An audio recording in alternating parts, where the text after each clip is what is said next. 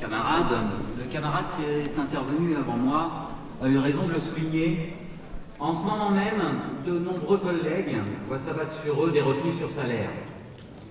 Ces sanctions, ils ne les subissent pas pour avoir refusé de s'acquitter de leur service d'enseignement, mais parce qu'ils ont refusé de se rendre aux formations formatage imposées pour la mise en œuvre de la réforme des collèges en sus de leur temps de travail.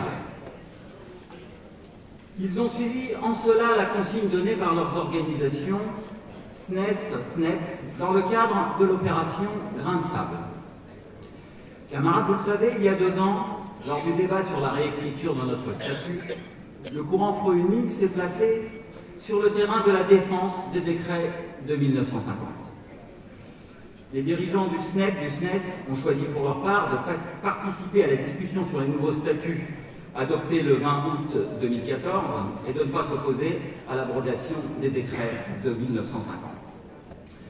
Quoi qu'il en soit de nos débats, force est de constater qu'aujourd'hui, l'administration justifie ses retraits sur salaire par le fait qu'avec nos nouveaux statuts, nous serions astreints à des tâches supplémentaires.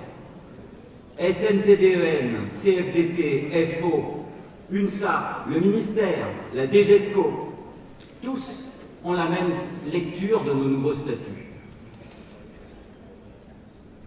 Camarades, lorsque les enseignants les plus combatifs auront subi des retraits sur salaire, à qui pensiez-vous qu'ils donneront raison?